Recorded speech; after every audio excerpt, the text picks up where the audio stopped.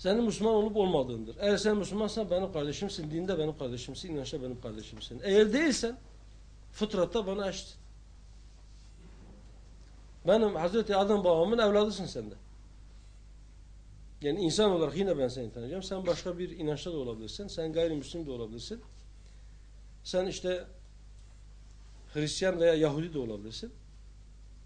Ben seni kendi tanımadığın gibi kabul ediyorum ve sen kendi inancın gereklerini yerine getirme hakkına da ben saygı duyuyorum. Ve hatta yönetim ve iktidar benim elimde olursa kendi dininin gereklerini yerine getirme noktasında ben sana garanti olacağım. Zaza kendisine ben ayrı bir kavmim diyorsa öyledir. Yani biz saygı duyacağız, tartışmayacağız onunla. Zaza evet ben de işte kurmaçlar gibi Kürt üst kimliğinin ayrı bir koluyum derse biz ona da saygı duyacağız. Yani biz tanıyacağız, tanınamayacağız.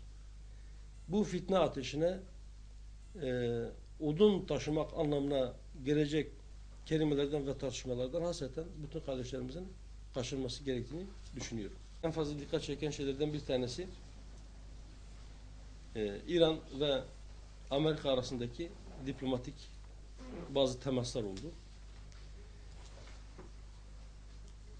1979 İran İslam devriminden bu yana yani 34 yıl sonra ilk defa bir İran Cumhurbaşkanı ile bir Amerikan başkanı görüştüler. Bu politikanın yumuşaması belki bölgeye huzurun gelmesi açısından olumlu katkılar sunar inşallah. Suriye'de biz baştan beri bir şey söylüyorduk. Biz diyorduk ki Suriye'deki bu yangın söndürülmelidir. Bu ateşin üzerine su dökülmelidir. Devletler yapacaksa bunu komşu ülkeler daha geniş anlamda da İslam ümmetinin bir iç meselesidir.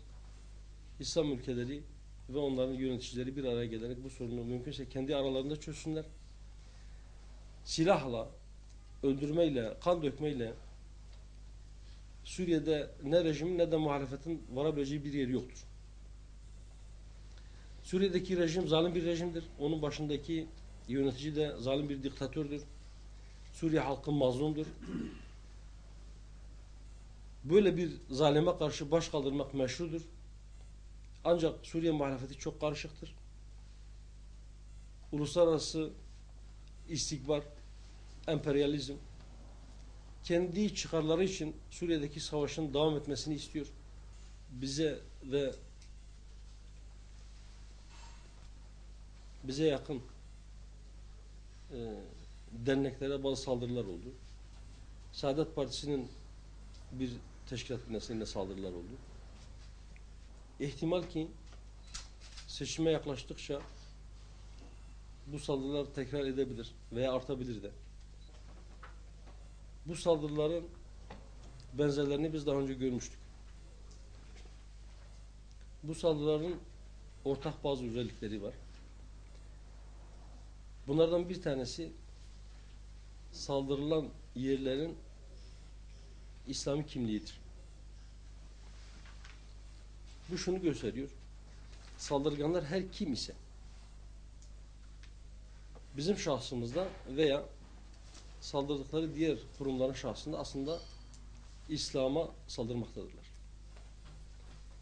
Direkt olarak İslam'a savaş açtıklarını ifade edebilme cesaretinde olmadıkları için bazı başka bahaneler ileri sürüyorlar. Bizimkisi parti davası değil.